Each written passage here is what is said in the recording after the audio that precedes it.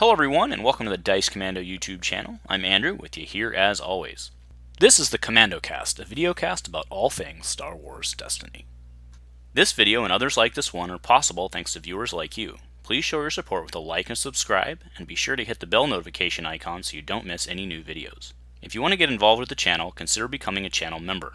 There are many benefits to channel membership, including access to our Discord, exclusive deck tech and strategy videos, and the opportunity to help create channel content. I want to sincerely thank all our channel members, as I truly couldn't do this without your support. You guys rock. Go Commando. Hello everyone, and welcome to Dice Commando. Thanks for joining us today for a very special episode. We have on Elrathion, lead designer for Redemption from A Renewed Hope, coming to you at the end of this month. And we have Trey, also a member of the design team for that same set. So today we are here not only with 3 spoilers, we're not only going to talk about that, but we also are going to go into design philosophy of the set and these particular cards themselves.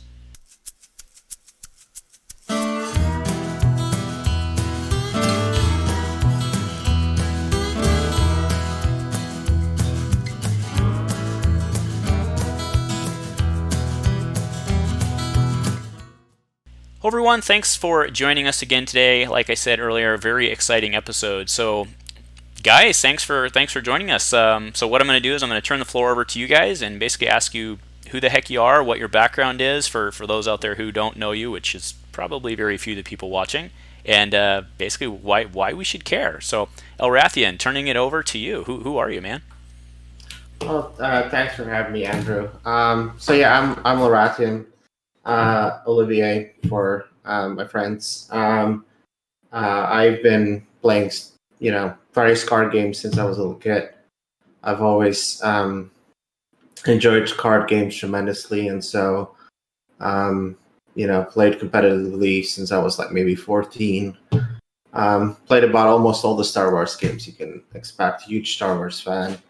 And when FFG decided to call it quits, we were all very disappointed, but we knew that we couldn't let this game go because everyone loved it so much. And so I asked to be involved and I wanted to volunteer to help out. And so I was excited that I could lend the help in continuing this project to move forward with, taking an active role in leading the development of the Redemption set, which is due to come out at the end of the month. So you were involved with Faltering Allegiances as well, either with as a playtester, or how were you involved with FA, and how did that evolve into your current role?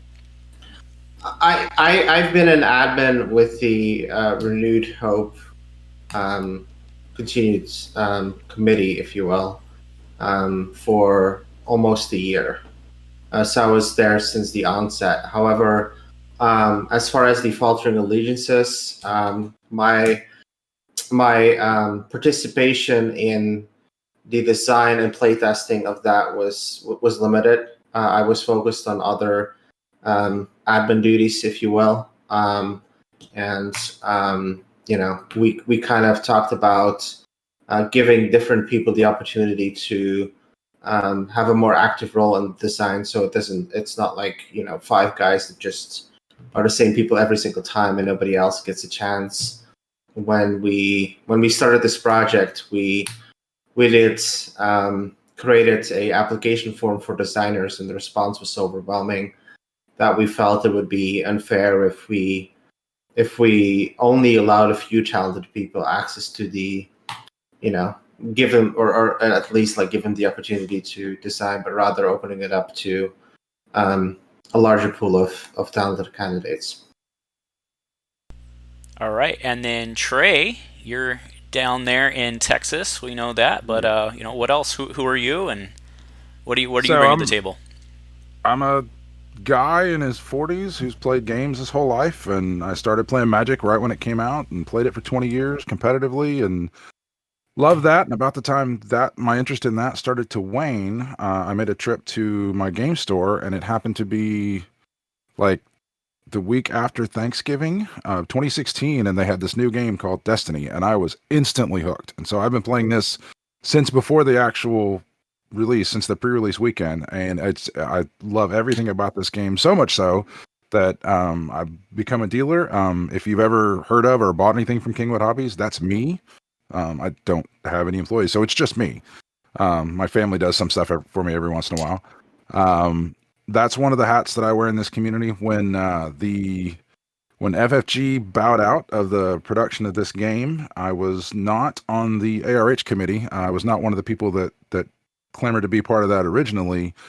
More on the manufacturing side. So while everything's available for free, I print the cards out, try to get them nicely done because I want to play with them, and then try to share that with everybody else.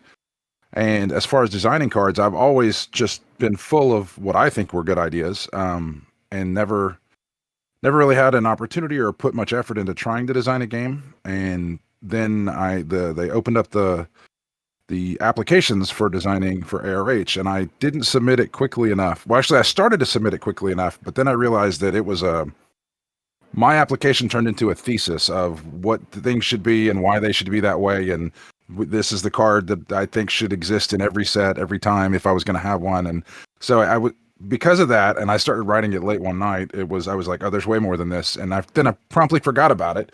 So I was too late. I don't know if I'd have made the Faltering Allegiances team, but I was definitely too late to be on that team. But by the time I got it in, the guys seemed to take a shine to it because they put me on this team, and I've looked back. So that's one of the other hats that I wear. Is I really love designing cards, especially for this game. It's just so much fun. Well, awesome. All right, so we do have spoilers today, but first I want to talk overall design philosophy for the set. For those who peruse other Destiny content, Elrathion had gone on to Diggity Destiny, also with Trey and his cohort down there, and you guys had talked a bit about that, but I want to talk or touch on it here as well. So, Elrathion, can you kind of, I don't know, in a nutshell, kind of just explain what your overall design philosophy for the set was before you even started scribbling on paper? There's a lot that goes into that question, and I'll try to answer some of it. Some of it will be things that I can't talk about yet. Okay, I mean, yeah, that's fair. It might involve you knowing more about the set than, or the community knowing more about the set than what they do. But I think the fundamental thing that I think people will have noticed, and you've talked about it, and all your great video content you put out. Thank you for that, by the way. One of the things you'll notice, so when FA launched, really the team made a concerted effort to be very conservative and be very cautious to actually scale down power and scale up power, because obviously it's very easy to create very exciting cards that everyone wants to play, but the question is, how does that kind of impact the overall kind of set philosophy as you start to design multiple sets and you start to design an ecosystem.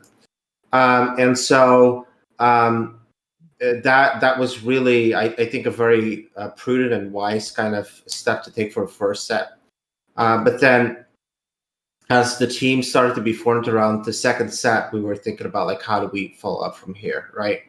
And so the process very much involved, my background is actually, I currently work as somebody leading a marketing analytics and market research team. And so one of the first couple things I've done is started to do some qualitative and quantitative analysis, because, that's kind of a little bit part of my background. And I started to, do some focus groups and do some surveys with people just to kind of figure out, what does the community like about the current ecosystem? What's kind of the sentiment out there? What do people like? What do people hate? And I was reading every single piece of content I could get my hand on, whether it was from a content creator or whether it was just content in the form of commentary on social media by people or in the Discords or whatever you might have. And I tried to digest all those inputs. And that was the basis for kind of my thought process around what should we do with the set. And so one of the things that I did, there were some things that I fundamentally picked up from the community. Or things I picked up was I think personally, I'm a huge Fallen Order fan. And I played the heck out of that game in every single setting and difficulty level. And so all of this was very recognizable to me. But I did notice some people were making some comments about, hey, I'd like to see a bit more, core movie Star Wars. I'd like to see a bit more Clone Wars Star Wars. I'd like to see some recognizable things. So people were like, is it really Star Wars without my iconic cast of characters? Can we have sets without like rotations, without like my iconic figures existing? So that was definitely, as far as like what we were thinking about, like what should be included, that was a factor. Another factor was that just a study of the overall ecosystem and what cards were people gravitating towards, and and a concerted efforts to make as many different choices playable as possible. And that is to say, me as a Destiny player, I have my own preferred style of play, right? But I don't think my preference for a certain style of play should primate over, what is fun or what I should like, right? There's some people that really like to build the boards with like 15 dice on the board, right? And so I personally, as a player, I don't enjoy, when I have to like pass 20 times because my opponent has like 20 things to do and I don't. But I know people like to play that, and so so the question is, what are all the different ways we can make the game fun and accessible to as many people as possible, and balancing everything in the process, right? So that was a really big thing for the team. And so that started with an analysis of white space, of like what is missing for certain decks to be able to be played, both casually and competitively, right? And there's some obvious answers to that, like if you play a vehicle deck, do you have supports? If you play a certain color faction combination, do you have access to removal? If you don't have access to removal, you can't really build the deck, right?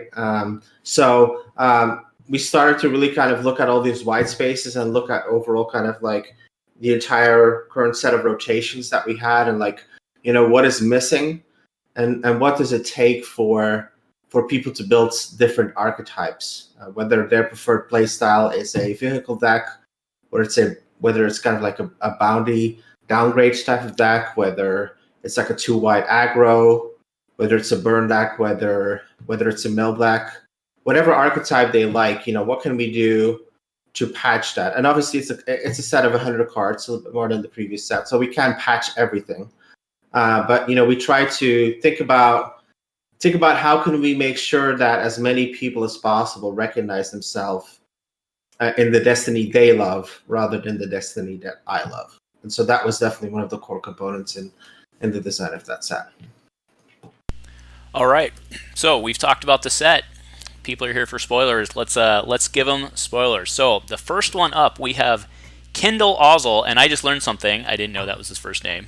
I just thought he was Admiral Ozzel. He's Kindle Ozzel, Bumbling Tactician. Very nice. So he is an 8 health, 7/9 red character leader. Villain, of course. Has 1 indirect, a discard, a resource, a plus resource, and a blank. Before the starting character roll, each opponent may choose to lose the starting character roll to give 2 shields to their characters, distributed as they wish. So Trey, you had mentioned in the pregame that this was one of your babies. So kind of talk us through this one and the logic there. So I'm very much a top-down designer. I'm not gonna figure out the numbers and the mechanics and then slap somebody's name on it. The thing that I love so much about designing is telling especially in Star Wars, is telling the story of whatever that thing is through the card and through the mechanics of Destiny. And so with Kindle Ozzel, which even the name, I'm trying to remember, there was another card that gave the name, and everybody knows the last name, but not the first name. And I like that so much better than just seeing the title of like Moff Tarkin or whatever. So that's why Kindle got in there. So looking for the General Veers, right? Wasn't it General Veers? Maximilian Veers. Yeah, wasn't he in Destiny? Wasn't he General Veers? Yeah, so they've gone back and forth. There are some of them that are first name and last name, and some of them that are general and whatever. And so I don't know. I thought it was cool to see the ones that were the first name and last name. I thought were super cool. So I kind of wanted to go with that. So that's how we landed on first name, last name. So if you've seen the promo, we haven't gotten, this is the first spoilers for Red Villain, but if you've seen the promo images, you kind of have an idea of where the Red Villain or at least the red for this set is going, or at least Red Villain. Which is that Battle of Hoth, of which Kendall Ozzel was one of the main guys in that battle, at least at the beginning.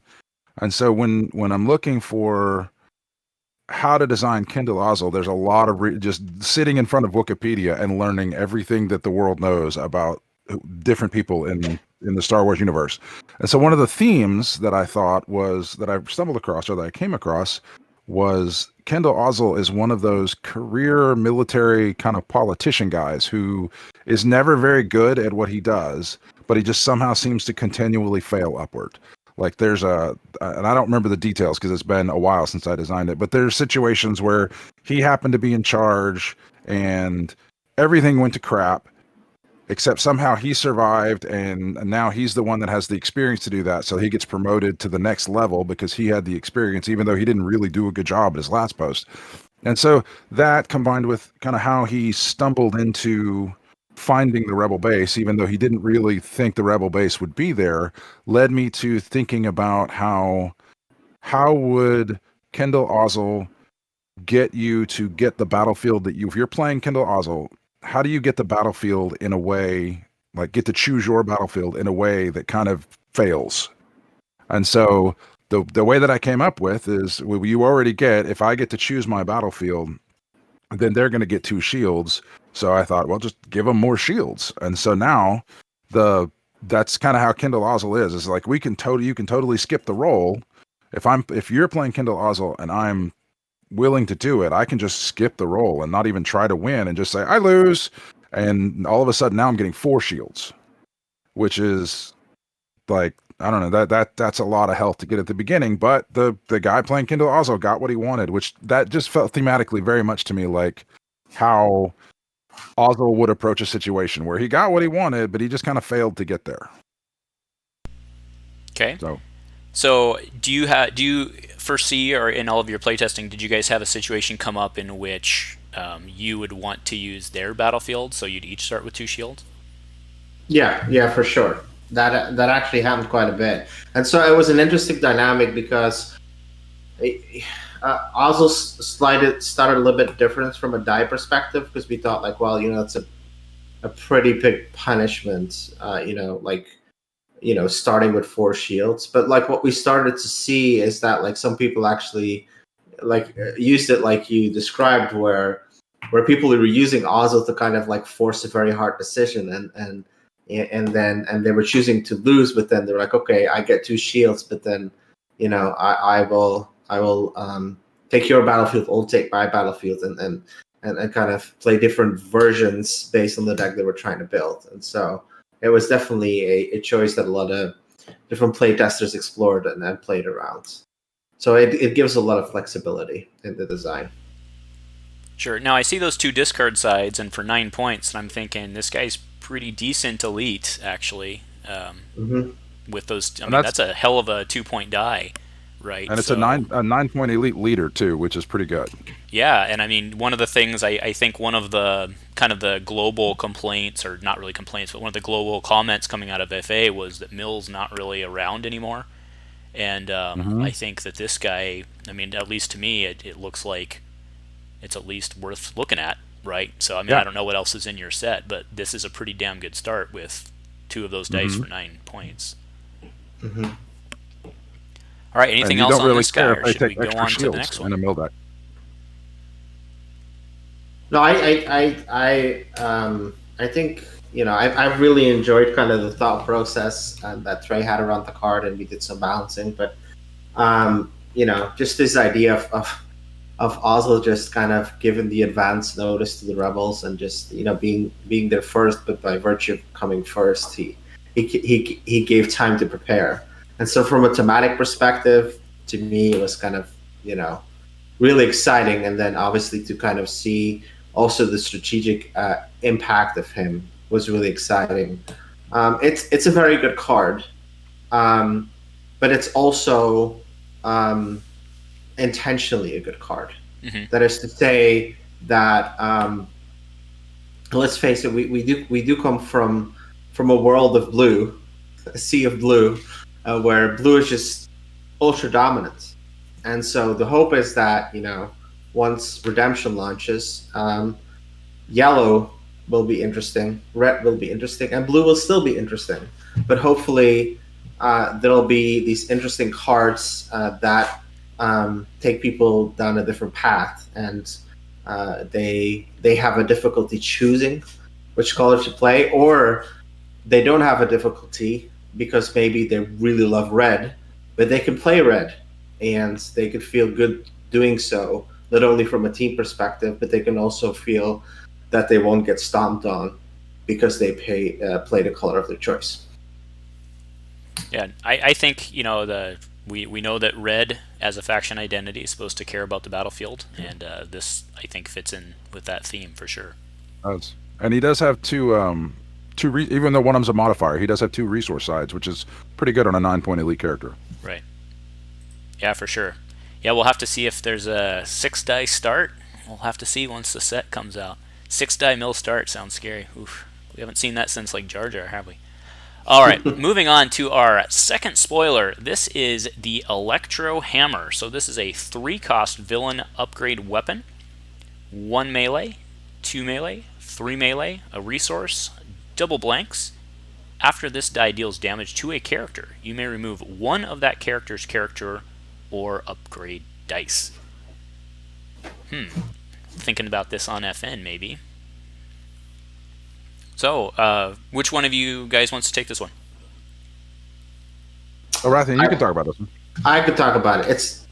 It's another team member who made this card. But the thought process behind this card was, if we look at the red space, right, and you hit on it, there's a couple of different ways you can use weapons. And I don't want to kind of like talk about all the different ways that we think about it because we want it to be a discovery process. But since you mentioned FN is definitely one character that we were thinking about.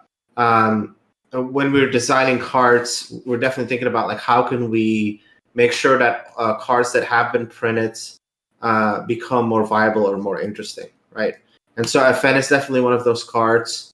Tron is another one of those cards, right? So the ability to have some good choices in terms of upgrades for the red faction is really important. And if you play FN and you have that weapon out, you're very excited. But also if you're Tron and you have that weapon out, you're very excited. Because if you can do Admiral resets and things like that, if you look through as a deck builder, if you try to build a deck with Tron Admiral, you're like, what are my choices here? It's all kind of bad. And so, it's just an all-around really good weapon.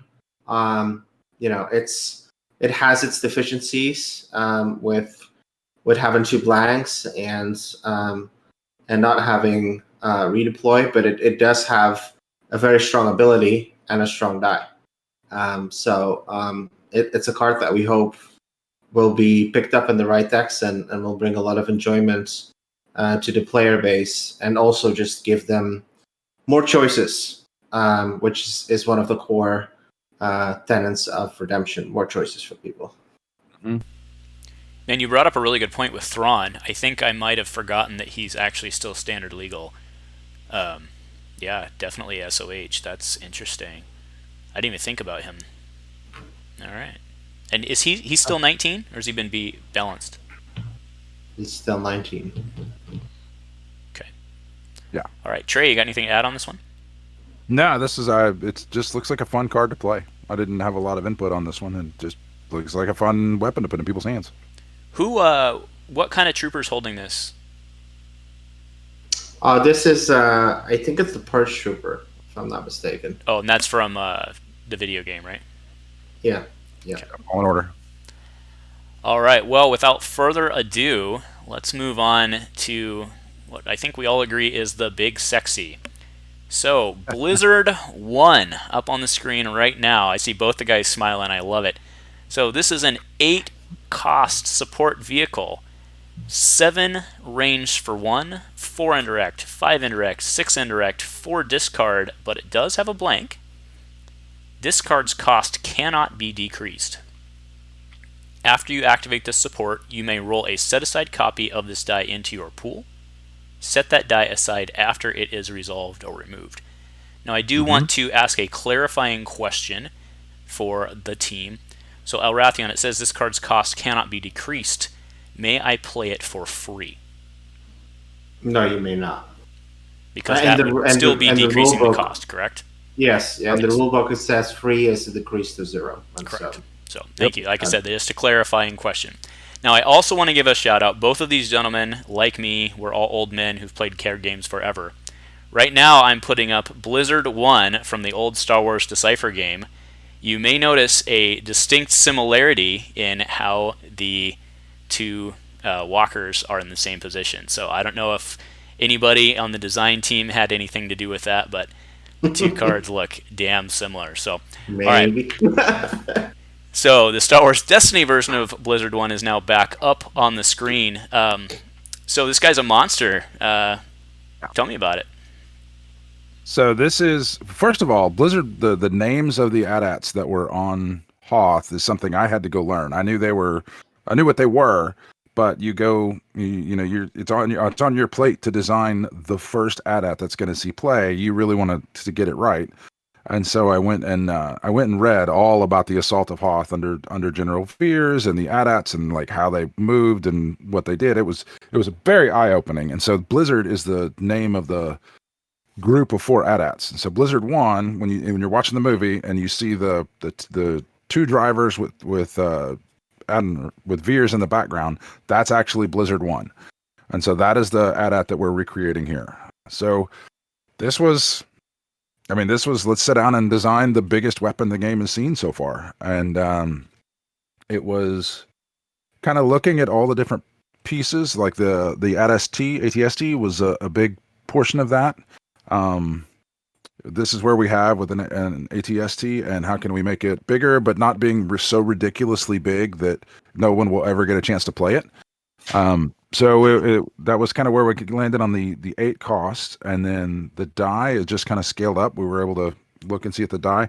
The one thing that Elrathion told me when we were going back and forth about my design of this, that he had the difficulty with, was that big things are cool, but you play your big thing, you activate it, and then that die gets removed, and then you're just angry. Like, you did all this work, your opponent played one little cry, you rolled a blank with this, and they played electroshock, and now you just lost everything that you've done. And so I just tried to think of a creative way to address that situation. And so basically what I decided to do was to split his die into 2 different dice. So you get a slightly toned down version of the first die, but then you get a second one when you activate him. So that's where the decision to put, and it kind of fits in that he's got 2 guns under his chin that he does most of the shooting with, 1 for each die. But so that's kind of where the ability to play this guy and have it extremely difficult to totally neutralize this massive die is where you get the ability of having the second die roll in with it. And it's also so expensive that, like, even if he gets DM'd, that's like half their health for a lot of decks. Oh yeah, yeah. If you stick this guy, you're getting something out of him. So do note, right, after you activate the support, it rolls in. So if you can ready it, you get it again. Yeah. Right. Yeah. And if you DM it, the set aside one stays in even. So it does. Oof. So Elrathion, as the design lead on this one, when Trey came to you with version 1 of this, did you reach out and slap him across Discord, or how'd that go down?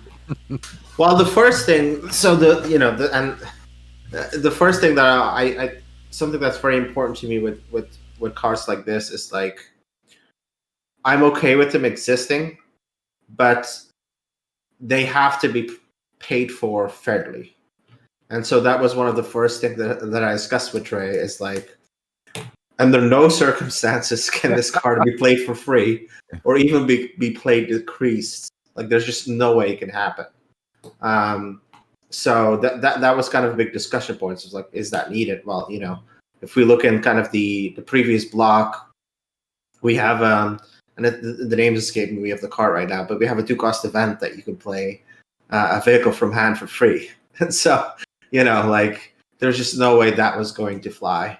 And even the notion of like 2 tech teams and playing it for 6, or finding other clever ways to decrease it, didn't feel good, and also didn't feel good just to hamper kind of future design space to, if other events get, even though there's not really any such card that maybe reduces something by 3 or 4, but it wouldn't feel good if people would be able to find clever ways to play it round 1 and just it had to be a victory condition of its own, and through the test process we definitely felt that it was, but you had to really kind of construct a deck around it to generate a ton of resources and find a way to protect the dice from being removed and for that to be like a viable win con, if you will. It does get played, right? Like you were much more involved in playtesting than me. Like this is not an impossible task. This card hits the table if they put the work in, right? Yep. We'll let people experience that for themselves. Yeah. Yeah, I mean, basic strategy is if you're playing somebody you think, disrupt becomes real good or discard becomes real good. And I'm sure you take quite a bit of hits on the chin getting it out because you're putting everything you have into it. Yeah, I'm very excited to see this one. I'm excited to see the community reception for this one. I'm excited to see this one and how it performs in the opening weekend tournament. Because, hey, I don't know if it's relevant, but you can pilot this guy. So that was actually one of the I say tension. I'm going to use the word tension, but it wasn't negative tension. But in the design of Red Villain in general, so I'm a lot of people like the Force and Space Wizards and whatnot. I'm not, whatever. That's fine. I like the Empire. I like the Empire. I like their vehicles, the TIE fighters, even the X-wings on the Rebel side. But like red is my color, and I am very excited about it. And it's seen play at the top tables, but I've never seen it be good enough to like kind of take everything home. And so when we had this conversation, is my feeling of watching FFG design Destiny, I felt like they were pre-nerfing red. I felt like going into design something in red, they would get afraid that it was going to be too good, and so they would pull it back, and then it just wouldn't be quite good enough to be that team that ended up taking home the title. And so there was a lot of, in our discussions about how to do this, there was a lot of him pulling me back, whereas me trying to push the power of red because I don't want to pre-nerf anything. I want it to get out there. And so that was a source of a lot of really interesting conversations about, what is the appropriate power level to put in so that it's powerful enough, like everything else that we've tried to do in this set, it's powerful enough that if you want to play this, you can play it and you have a shot to do well, and versus being overpowered and doing too much. So we had a lot of really good conversations. So they were spirited, but they were always constructive. And we were and that's so much. I'm sure it has come across that I'm an opinionated person, and so that having Elrathion as a team lead was a blessing to have somebody that could listen to me talk and then take it for what it was and turn around and challenge me to do better at what I was doing. And I think it shows in the cards. All right. I think one of the what was nice about kind of how we approach things was that we obviously there's things that like are just like no-brainers that you're like, no, you can't do this. Like if somebody came with a card that says you can generate 3 resources for 0, it's like, okay, sorry, I'm not I'm not gonna spend my time even testing that because it's ridiculous. We're just not gonna do that. But like if it's like even remotely within the window of well, maybe there's something here. We tested it, which gave us a lot of headache and cost us so much time to do. But we didn't want to like only purely from an intellectual perspective, like shoot something down. We really kind of wanted to like put it on the table, play games with it. How does it feel from a player experience? How does it feel from a power level perspective? Is it fun? Is it exciting? Is it too strong? And so we really spent a ton of time trying to like figure out like what's not like Trey said, like what is not too weak and what is not too strong. Like what is the right kind of balance there? And so that was very important to us. And so we definitely wanted to make sure that red and yellow, like all colors, would be playable at the highest level. All right, so that's the spoilers, and I would like to just ask you guys some more design philosophy, not even necessarily just for this set, but just some design philosophy questions, and kind of respond to some notes I took while we're going, if that's all right. Sure. First off, just roughly, you may not have an exact count, but to what you said about let's get it on the table. Do you have an approximate idea of how many cards you started with? Like, was it 120, 150? I mean, are we looking in the thousands range? Like, where did you really start there? We started with a spreadsheet of about just 100 cards as the first mission, and we then kind of divvied up the task, and like I gave each of the designers kind of a responsibility and a philosophy behind it, and then I let them kind of do their thing. And then we kind of looked at like, does that card correspond to what we're trying to do, and move from there. I will say that probably maybe we created like 200 cards, give or take, and through the process, and then the cards. It's hard to answer it 100% because there are cards that are named the same, but that's about it. And so like this character is Luminara, but like Luminara doesn't look anything like Luminara that was before. Sure. And so certain cards went through like maybe 30 or 40 iterations. Yeah. So like no stone was left unturned. There are very few cards that are almost the same that they started. Some of them are like pretty close, maybe just a little bit a tweak here or there. Ozzel was one of those. Ozzel's very close to how he started. Yes. But the language was updated. The dice was looked at. But overall, ton of iterations on every card, or cards that are being cut completely. So I have a pile of cards that are just like cut, period, that I was just like, this should never see the light of day. And then I have a pile of cards that are, and maybe those are like 40 or 50 cards these are good cards. They're just not good right now for where Destiny is at right now, or what we're trying to do with the set. Also, it's not like you design 200 cards and then chop off the worst 100 to make the set.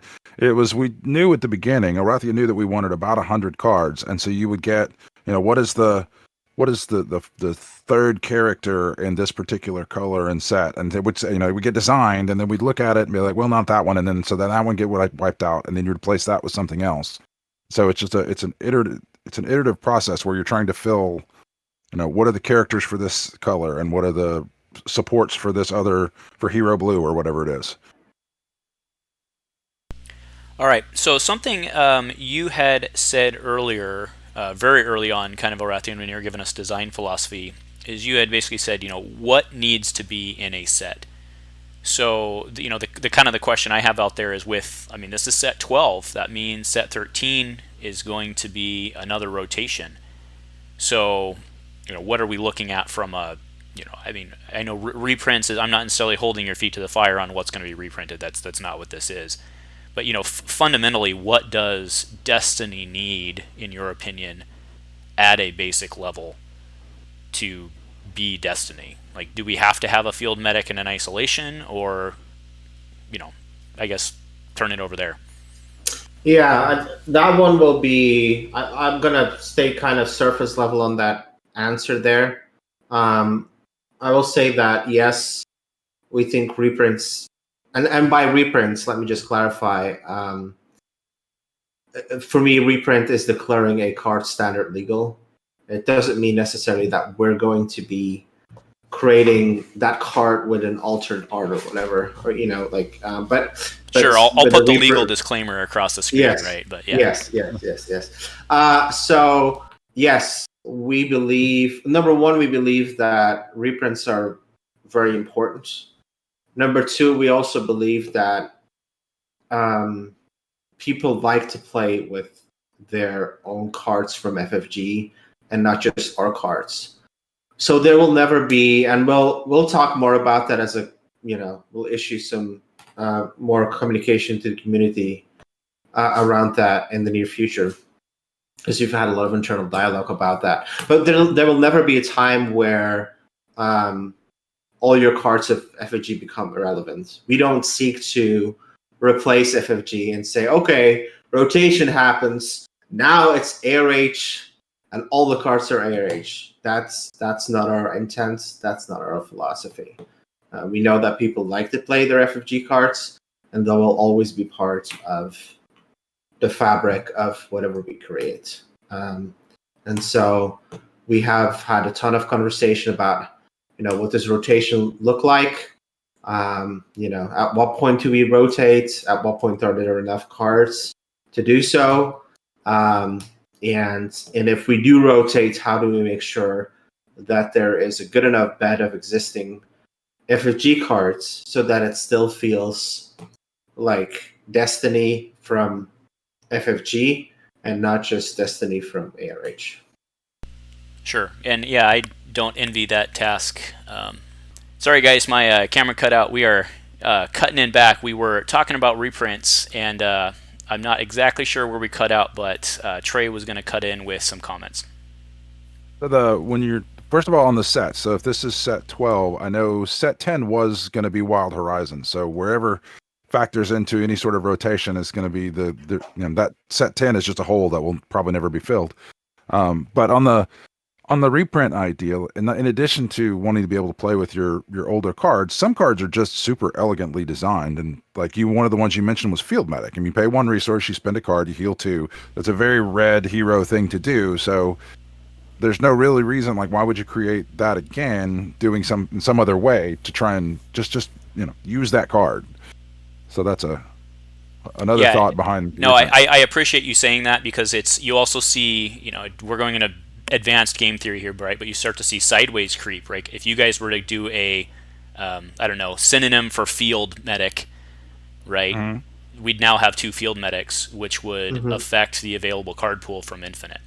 So that introduces sideways creep. So it certainly is something that, these guys as game designers, I'm speaking to the community now, something these guys as game designers have to consider is they can't just flood the pool with chaff, because then, could you think one day down the line where you're playing Moxie, Cunning, and the 8 other versions of that? Like, that could be a problem, right? Every card in the deck, yeah. Yeah. Mm-hmm. So, yeah. All right. So next one I have, they'll give me just a sec, and if I'm not doing a good job explaining this question, please call me on it. So, a lot of times in design, we saw this all the time with FFG, and it's certainly a good place to go to a certain extent, but you'll see kind of the auto decks, right? You'll see a deck that cards are clearly meant to be played together. A good example would be like at Faltering Allegiances, Jyn Cassian, right? They were clearly meant to be a team, right? They were kind of an auto thing. However, a lot of the times I think we see that those auto teams don't necessarily work out to be top tier competitively, which is completely fine and probably shouldn't be. So what was your design philosophy going into Redemption? Are we seeing a lot of auto teams? Are there a lot of auto pairs, or is it more just kind of a pick and play type set? What can we expect? I think in the meta, or like at least what do you expect today? Does that question make sense? Oh yeah, absolutely, absolutely. I think it's a great question. It's a question that we've discussed internally a lot.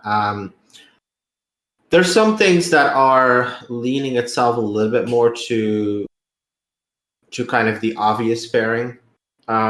If you have team up on a character, we just saw, Maul Savage, oh really? Could you pair him with SOH Maul? Really? I didn't, so that's an obvious pairing. But they are, in my opinion, far and few in between. So there has been made a spot for some of those, and this is part of the community feedback. Like, there were so many people like, "Oh my god, I really love Maul. It's my favorite character, and I can't play him anymore." And I was like, "Okay, how can we fix this? How can we make sure that we can kind of revitalize the old cards and make them playable again?"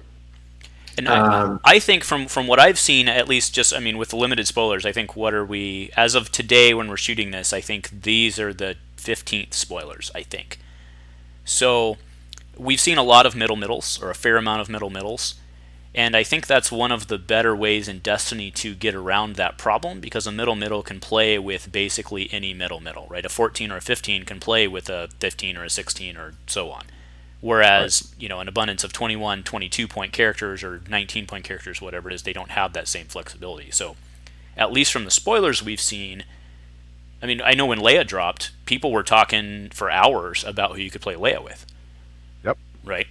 And I love that. Yeah, I know a lot of people are excited about Leia. I think Dak, the obvious one there was Luke and Death Star, right? Mm-hmm. But I think there's a lot more to Dak, too. Mm-hmm. And that's exactly what we were trying to do. Is you give some guys that obviously work together, but you leave it open enough that people can explore somewhere else. Mm-hmm. So, like, from my perspective, like, I think the cards that work, like Savage and Maul, like they have together, clearly those go together pretty well. But there's a point where you take it too far, and so, like, I think Temporary Truce to make the Raylo deck. Anytime you make a card that only works in, like, literally only one situation, or with the plot that went with the droids, whose name escapes me at this point, like those cards that if you're not playing that exact deck, this card is completely useless. I think that's where you push it too far, of having the deck built for you instead of just giving people tools. And I'm a big fan of giving people tools and letting them experiment and learn and play and figure things out. Actually, Trey, you could not have brought up a better example with Fateful Companions, because the second part of this was the design challenge. I think when not necessarily you, but like when a playtester looks at a set and they say, all right, here are the obvious decks, those are where they're going to go first to test. Mm-hmm. And it lets stuff get, like in the droids example, let's assume that Transformations was playtested, right? If Transformations was playtested and it wasn't an obvious pairing with Fateful Companions, then we have a problem on our hands, right? Or something to that example. So I think that's a great example. Is it just makes it easier for stuff to get missed. But full disclaimer, I think you do need that to a certain extent, because it makes it easier for newer players, right? Mm-hmm. Yeah. Or just fun. Yeah, and I think I am not the world's best deck builder myself. I do enjoy much more the process of tweaking a deck versus kind of like, I'm not the person who's going to come up with the 50 most innovative ideas. I'm not. That's not my talent. But I feel that this set should be one of the greatest gifts to people who love deck building. I really believe that. If it's going to manifest or not, it's left to the players to see. But the amount of decks that people came up with in playtesting, it was just like I had this whole range of decks that I thought were possible, and then people kind of exponentially flew that out of the water. I'm like, oh, okay, so and that's always great to see, because if everything's just obvious, then it's boring, and you've kind of just designed what you wanted to see versus one of the big things that, like, Agent of Zion, for instance, was really big on in conversations. Like, we have conversations, and I have not only conversations with the designers in my crew, but I also have conversations with the set leads, and and like one of the big philosophical things was like designing what we call set pieces. One of the big things that we always discuss is like we're not trying to design decks.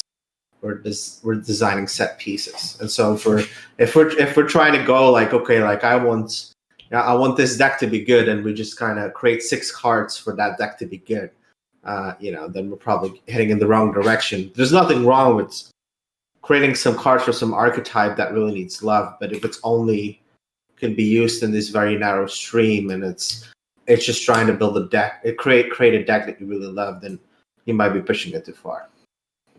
And you can create those cards, but you have to word them in such a way that other players that want to do something differently can use them as tools as well. Yes. They're not well, but that's else. sometimes the danger of it, though, right? If you guys think there's a lot of decks that you guys have tested now, wait till it's been in the community at large for a couple of days. Oh, absolutely. Because there's a lot of smart people in Destiny. Exactly. But that's why we have the mechanism to pull things back if we need to. Yes. I will say, this has been, compared to FA, this is a very risky set. And so we had to weigh the choice of being, there's risk in, and I said this in the previous podcast, that there's risk in being conservative and there's risk in being aggressive. And so, this is us kind of like saying, okay, we'll make it so that more people have more options and they can really kind of build a choose your own adventure, if you will. But we do have the power, like Trey says, to address things, right? So we did. The amount of testing we've done has been absolutely astronomical. The amount of hours that the guys put in, I'm just so grateful for the amount of time that they spent and everyone in the team spent to make this happen. But if we miss the ball on a couple of things, we won't be like FFG where we wait a couple of months and we let it fester and fester, and then maybe like 8 or 10 months down the line we'll address it. We'll address it much quicker if we see that it really becomes an apparent problem. All right. Well, I think the last thing that I had noted down is more of just a comment, and then I'll turn the floor over to you guys for anything else you want to add. But in talking with Elrathion offline, I think this was, 1 or 2 days ago. I can't remember. Life moves slow. They're fast these days. But he had commented to me that he has a binder or a virtual binder or whatever full of all of the notes and comments and feedback that he's seen online or in various forums or whatever. Whether positive or negative, I assume. And I thought that was a pretty great comment coming from a set, right? I don't, like I said, Elrathion, I don't necessarily expect a response here. I just wanted to put that in, that I thought that was a pretty great comment, that you've kept, not only read the feedback, but you've actually taken note of the feedback for long term. So we'll see how that turns out. I think that's a good thing.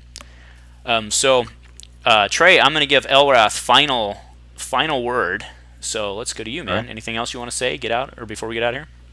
Yeah. So the one thing that I thought of from the Blizzard one earlier, one of my personal things that I have wrapped up in Star Wars is how it makes you feel.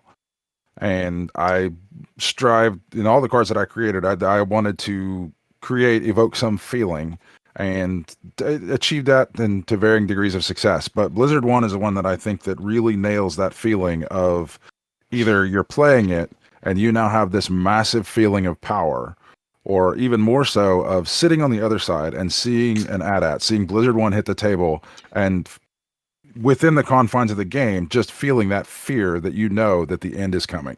And I've having seen it and play tested it and watched other people and heard the feedback, I'm very proud of how that feeling comes across, and especially with Blizzard 1. All right, cool. Well, I want to thank you in particular for joining us, and Elrathion, you can basically bring us home, buddy. Anything you want to say, or shout outs you want to give, or anything like that. But actually, first, I do want to thank you for, being the set lead is a hell of a job. So, project management for days, but you're also the guy with the target on your back. So thank you for that. So, all right, turn it over to you. I appreciate it. I will say, like this has been a labor of love that started in August with, a good group of people, not only designers, but also like the set leads from previous sets. We've given a lot of input, and the playtest team have been so amazing. And this is kind of, our gift to the community, and our effort to make it so that the people want to play Destiny for a very long time. And so I can't wait to see the smiles on people's faces as they unravel the entire set and see all that they can do with it. I'm really excited about the prospect, and I want to invite everyone, whether you're part of this project or part of a different project, to join us on the 30th. We have a release party. It's completely free, and we're hopeful that we hit over 100 people this time. Maybe can we get 150? Can we get 200? Who knows? But I want it to be a big celebration. We're all still in isolation. Well, not everyone, but a lot of people still are at home a lot of the time, and so this is an opportunity for us as a community to come together, to have a great time, and to celebrate all we love about the game. So I'm hopeful that we can see as many people as possible there. Awesome. Well, yeah. So I mean, that was actually my final plug. Was I'll put the info up again now of the not Faltering Legacies, the Redemption release party, which will be on the Saturday following the release. So yeah, I think that does it. Again, thank you guys for joining us, for not only showing us the spoilers but walking us through. I know it's late-ish there for you guys, so thanks for accommodating my time in between the baby going to bed. So, all right, I think that does it tonight. So again, this was Elrathion, lead designer for Redemption, and Trey Dismukes. He's also at Kingwood Hobbies. You can find him there, or whatever there. Trey from Kingwood. There we go. And also of Diggity Destiny, or at least from time to time. So, thank you guys very much, and go Commando. Say it.